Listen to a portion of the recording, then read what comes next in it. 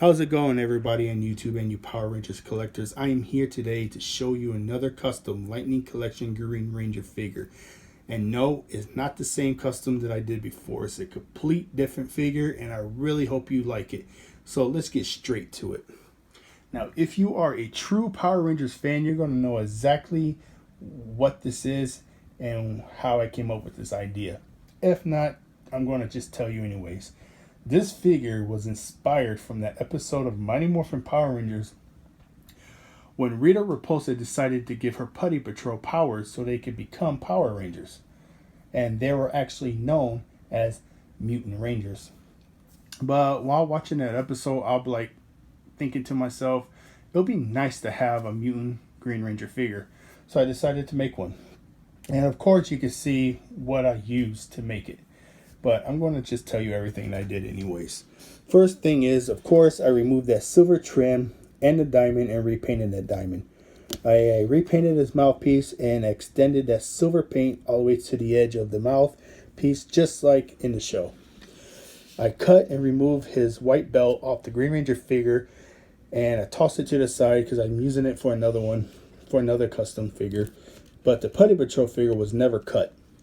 I took the Putty Patrol figure and took a screwdriver and I went underneath it and I started pulling it, stretching that rubber out, and I was able to push and pull that belt over his thighs and his knees, and I was able to remove it. By doing that, I stretched the rubber and made it more loose. So that made it more easier to put on the Green Ranger figure. And over time, that rubber shrunk back to normal size, and now it's a complete perfect fit. Removing the Green Ranger boots was more difficult. I wanted to use a complete figure and not have to take the Putty Patrol and paint that part green. I wanted to use the actual Green Ranger figure. If I wanted to, like I said, I could have just removed this peg right here where my thumb is and put a Putty Patrol leg on there instead and just painted that part green. I didn't want to do that. So what I had to do was literally get behind the boots where that little square hole is. I took a flathead screwdriver, a real small one, got in there, and I jimmied it down to that peg hole, and I was able to get underneath it and start pushing and pulling that peg out of the boot, and the Green Ranger's boots eventually popped right out. So I was really happy that worked. I took the Putty Patrol boots and popped it into the peg, and now it's fully functional and it twists and everything. While doing that, I also cut my thumb up, if you can see. But, you know, it was worth it. The last step I had to do, I wanted to use the full glove and this elbow piece of that Putty Patrol figure. So I literally had to take this peg off, pop off the gloves, and I painted this part right here green, and I let it dry for 2 days so I can handle it and not scratch off any paint. After it dried, I put the pegs back in. Now that was really hard to do too, because the pegs was like a pain in the butt to pop back into those holes. So I had to like get something to stretch that hose out and make it bigger, and then I was able to get the peg in there, and then that plastic eventually shrunk back to size.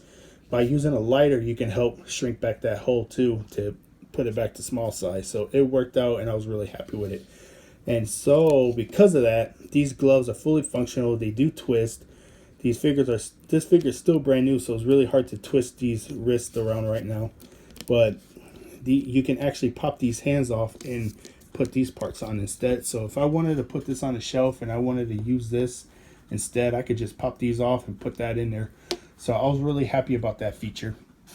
And I gave him the Sword of Darkness because in that episode he actually used this sword. The only difference is that it was all gray. And I'm actually thinking about doing that. I'm going to try to find that color gray and repaint that sword, all of it gray, and so I can have it completely close to, you know, the sword from that episode. So in the comments below, guys, let me know what you think about this custom. Do you like it? Do you think Hasbro should go down this route and make these Mutant Power Rangers? I really think they should, man. I mean, this looked awesome, and I was really happy I was able to make this. So this bad boy will be on my shelf for display only. Thank you guys for watching this video. Thank you for your positive comments if you leave them. Anybody that leaves negative ones, you know, whatever. Your opinion is your opinion, but you know, once again, thank you for watching. Let me know what you guys think about this custom, and you guys have an awesome week.